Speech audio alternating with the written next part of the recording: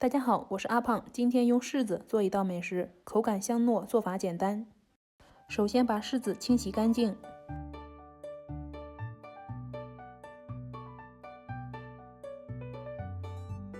洗干净之后把柿子皮去掉，再加入糯米粉，糯米粉根据柿子的多少适量添加，喜欢甜的还可以加点白砂糖。面团和成，手抓成团就可以了。揪出一个面团，揉光滑之后，旋出一个窝窝，放入马苏里拉，也可以放入红豆沙。之后把收口收盐，再摁成一个饼状。电饼铛开中火，刷一层油，放入柿饼，上面再刷一层油，加点黑芝麻增加香味。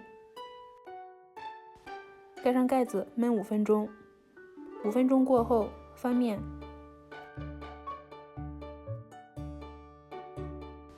再盖上盖子再焖5分钟。饼皮鼓起，说明内部已经熟了，这时候就可以关火出锅了。香喷喷的柿子饼就做好了，可以开动喽！做法超级简单又好吃的柿子饼，喜欢的话大家就试试吧。谢谢您的观看，我们下期节目见。